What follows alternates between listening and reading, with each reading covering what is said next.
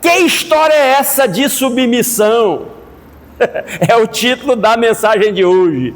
E as mulheres, não fiquem valentes comigo. Eu acho que hoje eu vou sair por essa porta aqui. Vou não vou. Sabe por quê? Porque a palavra de Deus ela existe, Deus a deu para nós, para a nossa liberdade, para a nossa alegria, para a nossa felicidade. Nós temos duas opções: ou seguir os conceitos mundanos de papel da mulher, ou seguir a palavra de Deus. E se você é um cristão, uma cristã, você vai seguir a palavra de Deus. E a palavra de Deus não é para nos escravizar, ela é para nos libertar. A Bíblia diz que bem-aventurado o homem que tem o seu prazer na lei do Senhor e que nessa lei medita de dia e de noite. Então, nós vamos ler Efésios capítulo 5, versículos 21 a 32. E acompanhe aí na sua Bíblia. Olha o que a palavra de Deus nos diz: sujeitem-se uns aos outros no temor de Cristo. Esposas, que cada uma de vocês se sujeite a seu próprio marido como ao Senhor. Porque o marido é o cabeça da esposa, como também Cristo é o cabeça da igreja, sendo ele próprio o salvador do corpo. Como, porém, a igreja está sujeita a Cristo, assim também a esposa se sujeite em tudo ao seu próprio marido. Maridos, que cada um de vocês ame a sua esposa, como também Cristo amou a igreja e se entregou por ela, para que a santificasse, tendo-a purificado por meio da lavagem de água pela palavra, para apresentar a si mesmo como igreja gloriosa, sem mancha, nem ruga, nem coisa semelhante, porém santa e sem defeito. Assim também o marido deve amar a sua esposa como ama o próprio corpo. Quem ama a esposa, ama a si mesmo, porque ninguém jamais odiou o seu próprio corpo, ao contrário, o alimenta e dele cuida, como também Cristo faz com a igreja, porque somos membros do seu corpo. Eis porque o homem deixará o seu pai e a sua mãe, e se unirá à sua mulher, tornando-se os dois uma só carne. Grande é este mistério, mas eu me refiro a Cristo e à igreja.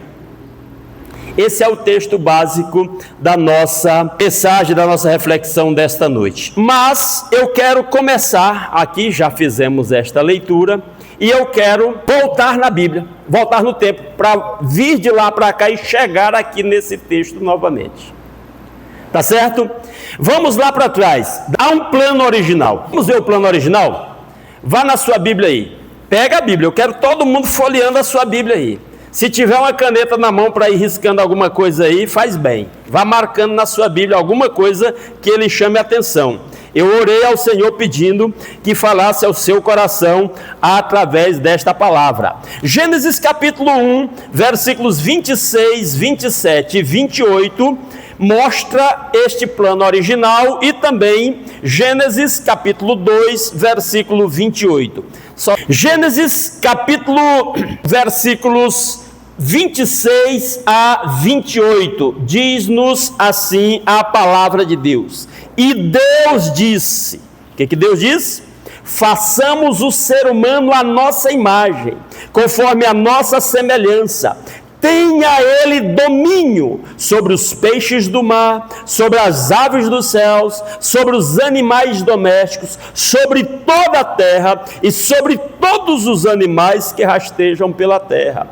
Assim Deus criou o ser humano à sua imagem, a imagem de Deus o criou, homem e mulher os criou.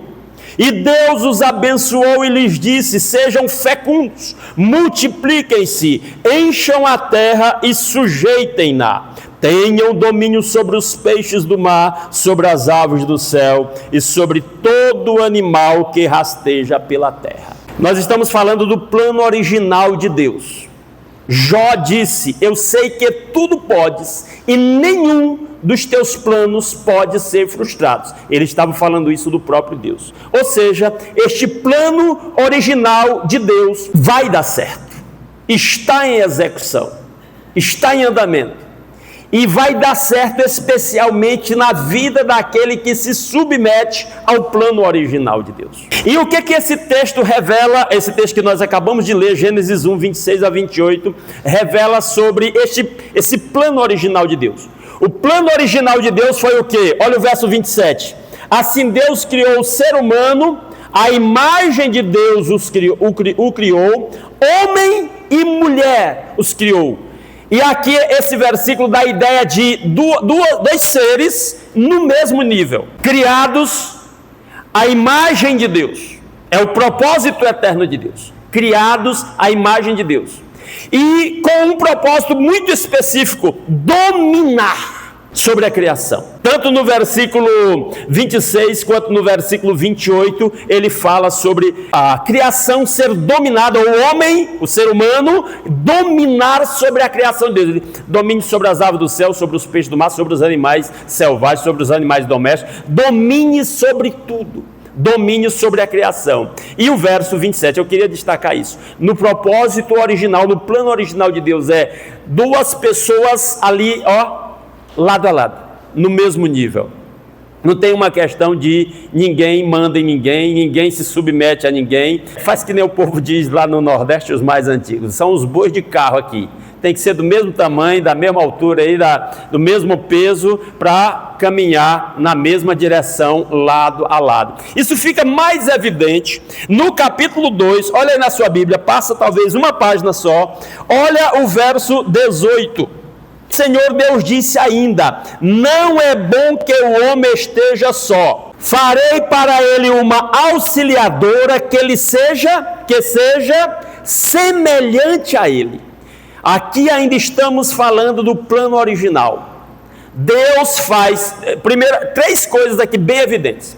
Primeira, Deus diz: não é bom que o homem esteja só. E aqui eu entendo que isso vale para os dois lados. Nós falamos que há pessoas que nasceram para não se casar e que estão muito felizes, e que não se casar os permite se dedicar muito mais às coisas de Deus. Mas o plano original aqui inclui duas pessoas que vão fazer companhia uma à outra. A melhor companhia de um homem é a sua esposa. A melhor companhia de uma mulher é o seu marido. Não tem melhor companhia. Esse culto eu estou gostando muito de estar aqui. Eu fiquei alegre com o Isaac tocando aqui conosco pela primeira vez. Fiquei empolgado com isso, mas aqui está faltando uma coisa, e vocês sabem o que é. A dona Rosinha está em casa hoje doente. Passei a tarde em casa com ela. Não é bom que o homem esteja só. Lembre disso que eu estou lhe dizendo. A melhor companhia de um homem não é o seu pai, sua mãe, seus amigos, seus irmãos, seus filhos, não. É a sua esposa. A melhor companhia de uma mulher não são seus pais, seus irmãos, seus filhos, as amigas, não. É o seu esposo. Eu bato nessa tecla, eu enfatizo isso. Eu não entendo alguém que não gosta da companhia do seu cônjuge. Eu lembro da época da pandemia que nós tivemos que ficar meses em casa sem sair para lugar nenhum, e Rosinha dizendo que as amigas dela do trabalho ficavam falando no grupo lá do trabalho dela: não suporto mais ficar em casa, tá horrível. E eu olhava para ela e dizia: pois eu ficarei aqui o resto do ano com você, de boa, sem nenhum problema. A melhor companhia, no propósito original, para o homem ou para a mulher, é o seu cônjuge. Segunda coisa que esse versículo 18 revela, ele diz: o Senhor disse ainda: não é bom que o homem esteja só, companhia farei para ele uma auxiliadora. A esposa é a melhor parceira do seu esposo, e o esposo é o melhor parceiro, é uma parceria, vice-versa. Os dois têm que caminhar na mesma direção. Os dois têm que ter o mesmo alvo, os mesmos objetivos. Os dois têm que trabalhar juntos pelos mesmos propósitos. Muitos casais, eu falei isso quando eu falei do assunto namoro aqui, muitos casais de jovens desperdiçam o tempo do namoro porque não conversam sobre os sonhos. Quais são seus sonhos? Aí depois que casam descobre que um quer só um filho ou nenhum e outro quer 6. Aí complicou, problema grave. Um quer continuar morando em Goiânia, mas o outro quer ir para São Paulo ou para os Estados Unidos. Aí deu problema. Então, para ter essa parceria, tem que caminhar os dois na mesma direção. Ele diz, eu vou fazer alguém que ele seja uma auxiliadora. É alguém que vai ao lado, que caminha lado a lado. Essa é a ideia do plano original. Terceira coisa que ele diz aqui, que seja semelhante a ele. Semelhante aqui tem a ideia, e eu vi até um pregador dizendo que a palavra hebraica aqui para semelhante é a ideia de oposta, mas é oposta não porque faz conflito um com o outro, mas semelhante como um espelho, os dois estão frente a frente no mesmo nível. Este é o plano original, mas aí surgiu um problema chamado... E vocês querem ver uma curiosidade sobre o pecado? Gênesis capítulo 12, 13 e 16. Então o homem disse, a mulher que me deste para estar comigo, ela deu-me da árvore e eu comi. O pecado acabou de entrar na história da humanidade. E o primeiro problema que surge é, quando Deus chama a atenção do homem, o que ele faz? A culpa é da mulher. O pecado vem para bagunçar a coisa. Não era para ser assim. A culpa é da mulher. Olha o verso 13. Então o Senhor Deus disse à mulher, que é isso que você fez? A mulher respondeu, a serpente me enganou e eu comi. O pecado entrou e agora ninguém assume a culpa. Eu vi um post, um meme aí nas redes sociais, o cara diz assim, olha rapaz, compartilhou lá no grupo, minha mulher disse que eu tenho razão, o que eu faço agora? Aí o outro diz assim, cai fora, cala a boca e sai de perto que é cilada. Já viram isso aí? Aí o outro comenta assim, rapaz, eu não sei o que eu te digo não, porque nunca aconteceu comigo. Pois é, aqui surge esse problema, a culpa é dela, não, a culpa é da serpente, minha não, e aí começa conflito, mas a coisa piora um pouco. Olha o verso 16, a mulher Deus disse, aumentarei em muitos seus sofrimentos na gravidez, com dor você dará à luz filhos, o seu desejo será para o seu marido e ele fará o quê? Dominará, nessa Bíblia diz, governará. Agora perdeu-se o equilíbrio e Deus disse, nesse mundo pecador agora, você vai ser dominada pelo seu esposo. Olhando para aquela questão de que o homem é fisicamente mais forte, a gente sabe o que tem acontecido muito por aí. O pecado trouxe o desequilíbrio e quebrou esse propósito original, mas toda vez que eu falar nisso eu vou dizer, só que como disse Jó, os propósitos de Deus não podem ser frustrados, e a gente vai caminhar para Efésios. E aí eu vou dizer uma coisa para os irmãos, a gente poderia ver mais alguns exemplos aqui, mas aqui é suficiente. E aí o pecado traz esse problema, quem manda em quem? Quem domina quem? Quem lidera quem? Surge esse problema, isso é resultado do pecado na vida do ser humano. E é uma coisa fácil de constatar. Em toda organização social, alguém vai liderar. Em todo vácuo de liderança, alguém assume. Concordam comigo? Em todo vácuo de liderança, alguém vai assumir. Alguém vai assumir a liderança. Em qualquer organização social. E aí nós estamos falando vamos começar mesmo pelo começo, a família. Alguém vai liderar a família. E eu lamento que hoje nós tenhamos crianças mandando na família toda. Os caprichos da criança são todos atendidos. Pais que não têm autoridade nenhuma com filhos. Que é a mesma coisa de falar ou não falar. Quem é que está liderando aquela família? Aquela criança. Vejo muitas famílias que a mulher quem tem que liderar a família, porque o homem não faz o seu papel. A sociedade está perdida. E essa nova geração, cada vez que eu penso nisso, eu fico mais preocupado. Porque a Bíblia tem papéis muito bem definidos para cada um, dentro da sociedade em geral, e da família em particular, que é a base da sociedade.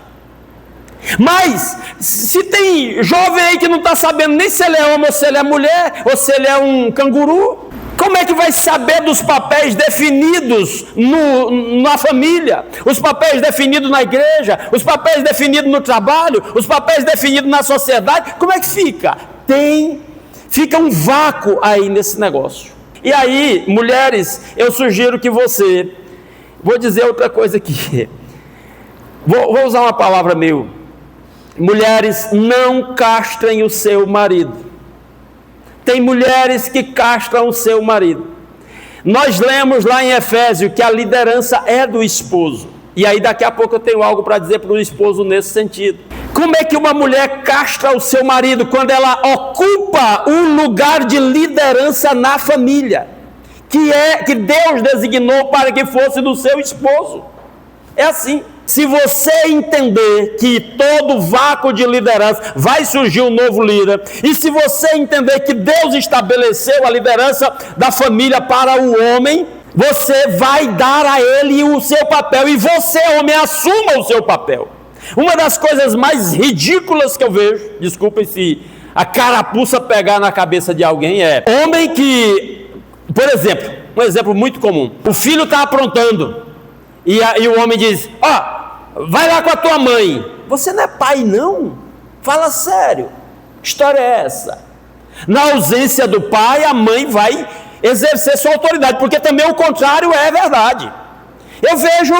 Já ouvi muitos casos de mulher que está em casa com os filhos e agora o esposo está trabalhando, o filho está aprontando. Quando teu pai chegar, eu vou contar. Que história é essa?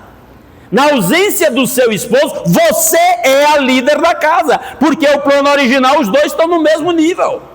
Ele é o líder. E aí eu digo uma coisa aqui, abro um espaço para dizer isso. O que deve prevalecer entre um casal é o diálogo, estabelecer regras.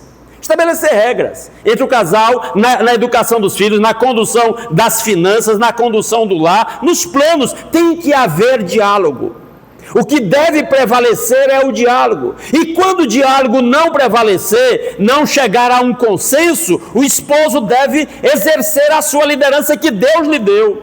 E a mulher deve ser sábia para respeitar essa liderança. E quando o plano não der certo, que o marido liderou não deu certo, você não pode chegar lá dizendo: eu não falei que não ia dar certo. Tem mulher que ainda faz assim. É a pior parte dos planos que não dão certo. Não, seja sábio. Olha, marido, nós tentamos do seu jeito, não deu certo. Vamos tentar do meu agora?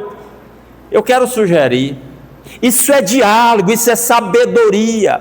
Isso ajuda a organizar as coisas e colocar cada um no seu papel. E aí entra a quarta, eu alistei 6 coisas ali que eu quero compartilhar com os irmãos. O passo seguinte, o pecado, que é desobediência, deturpou a liderança em todos os níveis. E Jesus fala nisso. Vamos agora lá para o Novo Testamento, Marcos capítulo 10, versículo 42, olha aí na sua Bíblia. E Jesus diz assim: mas Jesus, chamando todos, no caso, os apóstolos, para junto de si, disse: vocês sabem que os que são considerados governadores dos povos os dominam, e que os seus maiorais exercem autoridade sobre eles. O que Jesus está dizendo? No sistema mundano, as autoridades mandam e o povão obedece. Isso é a deturpação da sociedade. Então aqui ele vai estabelecer um novo princípio. No reino de Cristo, esse plano original é restabelecido. Acabei de falar. O pecado deturpou a liderança dentro da família. Jesus está citando no sistema de governo, e aí a gente pode pensar em governo municipal, governo estadual, governo nacional. Podemos pensar em qualquer forma, qualquer nível de governo, as autoridades impõem a sua liderança sobre as pessoas. Mas agora Jesus inverte. Olha como é que ele inverte a coisa. Siga aí. Eu coloquei os versos no mesmo texto, Marcos 10, 43. Olha o que Jesus diz assim, ó. Lá no mundo é assim, mas entre vocês não é assim. Pelo contrário, quem quiser tornar-se grande entre vocês, faça o quê? Seja servo. A minha Bíblia diz assim, que se coloque a serviço dos outros. Agora a palavra é para os homens. O que Jesus está dizendo? Você quer ser grande na sua família? Quer exercer liderança na sua família? Você deve servir a sua família. No reino de Deus, ele diz, no mundo a autoridade é imposta. No reino de Deus, a autoridade é conquistada. Você percebe a diferença? É conquistada pelo serviço, é conquistada pelo sacrifício, é conquistada pelo amor, é conquistada pela dedicação. A Bíblia diz lá em 1 Coríntios capítulo 7, ali pelo versículo 15 ao 16, que a mulher não foi criada para ser uma escrava do marido. Eu não posso chegar impondo ordem sobre a minha esposa, eu devo conquistá-la pelo meu amor, pela minha dedicação e pelo meu serviço. Olha o que ele diz, vou ler de novo, ó. Mas entre vocês, verso 43, Marcos 10, 43, mas entre vocês não é assim, pelo contrário, quem quiser tornar-se grande entre vocês, que se coloque a serviço dos outros, e quem quiser ser o primeiro entre vocês, que seja servo de todos. Aí Jesus se coloca como exemplo. Olha o que ele diz, pois o próprio Filho do Homem não veio para ser servido, mas para servir e dar a sua vida em resgate por muitos. Aleluia. O reino de Deus restabelece o plano original. Jesus diz, a liderança, ela não é imposta, ela é conquistada pela dedicação, pelo serviço, pelo amor, pelo carinho. Eu comecei falando especialmente com as mulheres, e agora eu me volto para os homens. Você percebe como o evangelho coloca a coisa no equilíbrio maravilhoso? Quando cada um faz o seu papel, ninguém vai escravizar ninguém, ninguém vai mandar em ninguém. A questão não é essa, vai se conquistar pela dedicação. E aí por isso que o sábio diz lá em Provérbios que a mulher sábia edifica a sua casa quando ela identifica o seu papel. E quando o homem também identifica o seu papel e assume a sua responsabilidade. Eis a questão. E toma as atitudes corretas. Não é mandar, é conquistar. É assumir seu lugar.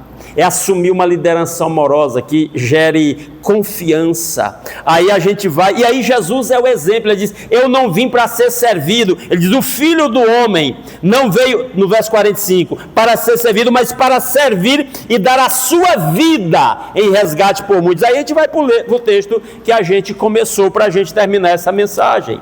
Efésios capítulo 5, vamos lá para terminar. Efésios capítulo 5, eu quero destacar algumas coisas aqui rapidamente. Versículo 21, o assunto desse ponto começa com o versículo 21 e ele é importantíssimo para entender o que é dito aqui, o que está escrito aqui. Verso 21, sujeitem-se uns aos outros como? No temor a Cristo. Quer dizer, você teme a Cristo? Você é um servo de Cristo, você é um seguidor de Cristo. Então, ele está falando para a igreja toda, para os crentes de Éfeso. Sujeitem-se uns aos outros.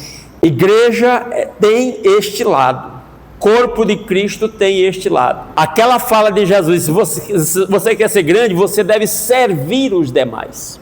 Nós temos que, poucas pessoas hoje, cada vez menos, as pessoas têm o entendimento de que elas busquem uma igreja para servir a igreja. A maioria vem à igreja ou vai às igrejas para ser servido, procurando um serviço que lhe agrade, que lhe cause conforto, que lhe cause bem-estar, que lhe cause comodidade. Muita gente está buscando igreja assim.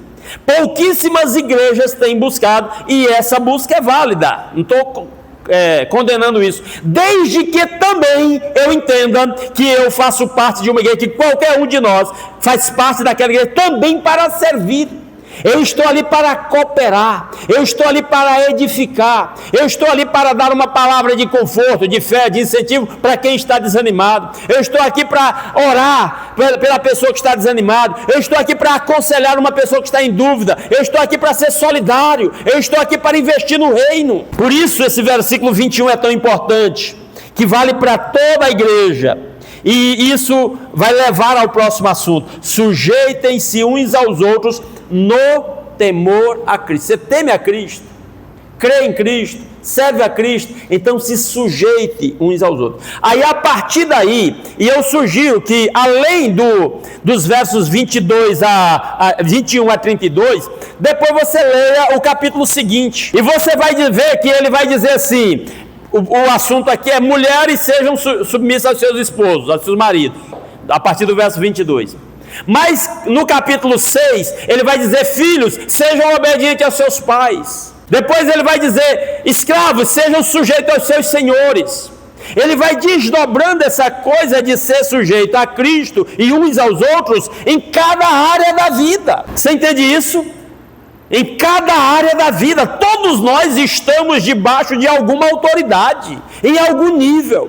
Eu sou cidadão goiano, nós temos, vamos dizer assim, cidadão goianiense, nós temos autoridades constituídas a nível de Goiânia, e nós temos que ser submissos a essas autoridades, naquilo que é legal, naquilo que é correto. Então, a partir disso aí, ele agora vai especificar para a esposa. O que? Esposas, verso 22, aliás. Esposas, que cada uma de vocês se sujeite ao seu próprio marido, como ao Senhor. E aí eu pergunto para alguma mulher: você é sujeita a Cristo?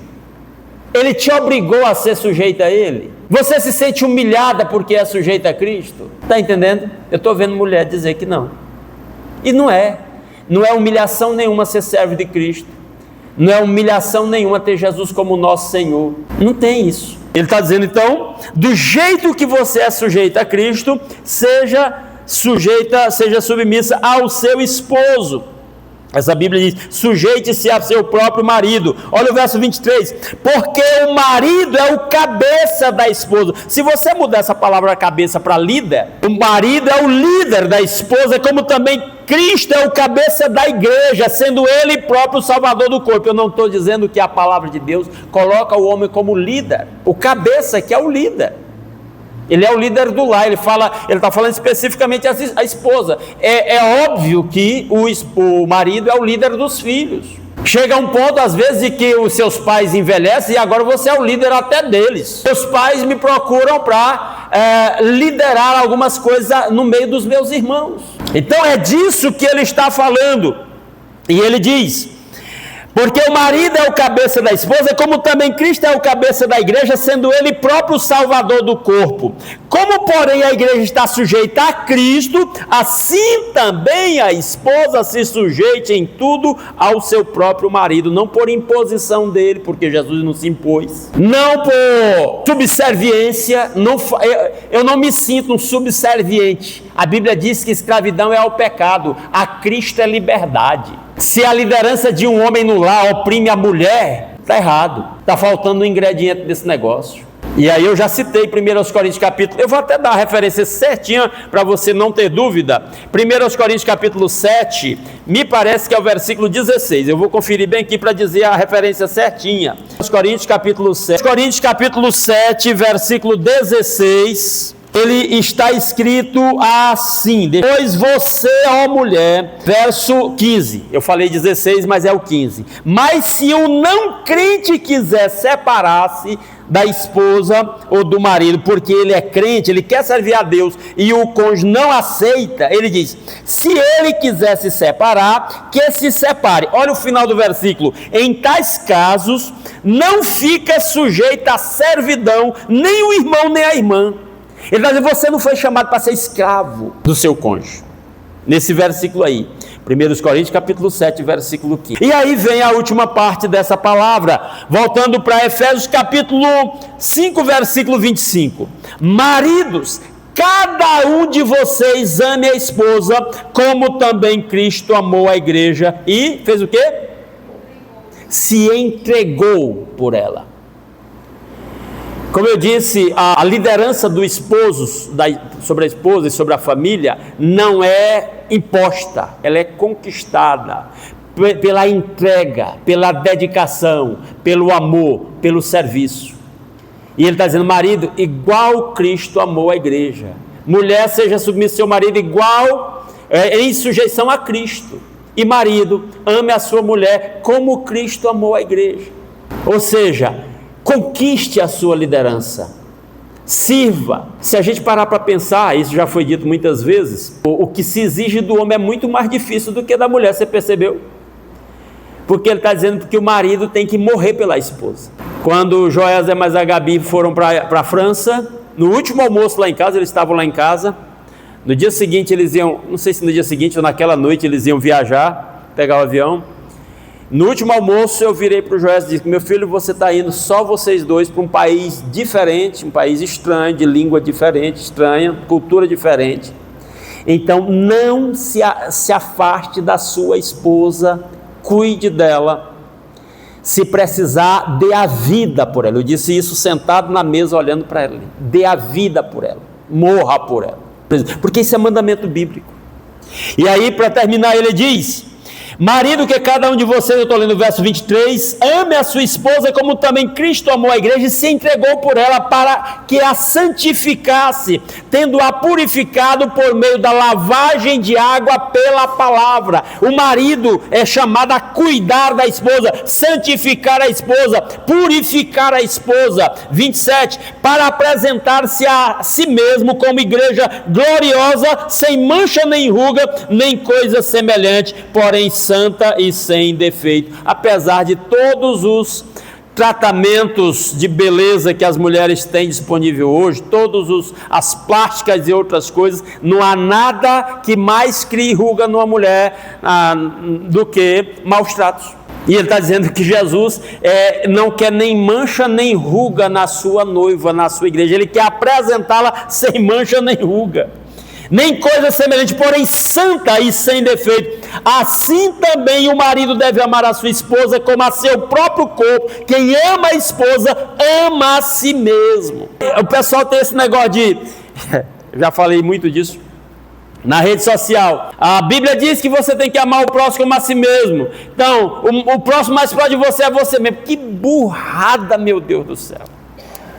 Paulo está dizendo que você demonstra amor a si mesmo amando a sua esposa. É isso que ele está dizendo aí. Vou ler de novo. Assim também o marido deve amar a sua esposa como ama o próprio corpo. Quem ama a esposa ama a si mesmo. É cuidar da esposa. Eu sempre digo em relação aos pais, uma das maiores demonstrações de amor que eu posso fazer pelos meus filhos é amar a mãe deles, cuidar da mãe deles. Uma das maiores demonstrações de amor que a minha esposa pode fazer pelos meus filhos é amar e cuidar do pai deles. Como é que eu amo meus filhos se eu maltrato a mãe deles? Se aceita alguém maltratando a sua mãe?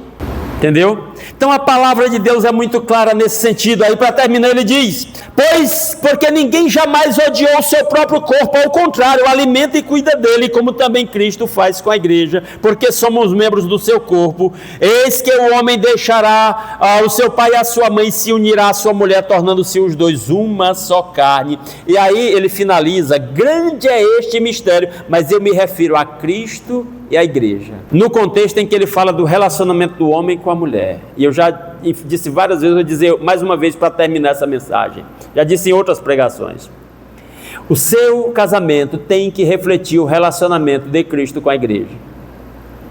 Ele fala de um mistério grande, é que a nossa vivência terrena deve ser um reflexo. Jesus disse em certo lugar: aquilo que vocês ligarem na terra será ligado no céu, aquilo que vocês desligarem na terra será desligado no céu. O que ele está dizendo? O céu e a terra têm que andar em harmonia, e um casal cristão anda em harmonia com o céu quando o casal anda em harmonia um com o outro.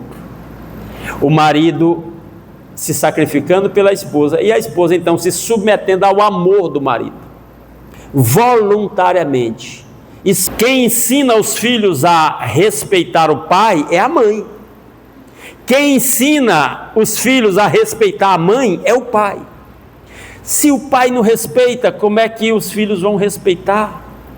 Se a mãe não respeita o esposo, como é que os filhos vão respeitar? Acabou o respeito, praticamente acabou o casamento. Eu fico sem esperança quando eu vejo que um casal não se respeita mais. Que Deus nos dê sabedoria para identificar o nosso papel e assumir a nossa posição. Não estamos falando de quem manda em quem, nós estamos falando que Deus estabeleceu liderança e que cada um fazendo bem o seu papel, o plano de Deus vai dar certo. O Evangelho propõe isso aí, restaurar o plano original de Deus para a família e a partir da família para toda a sociedade. Que Ele mesmo aplique a sua palavra aos nossos corações.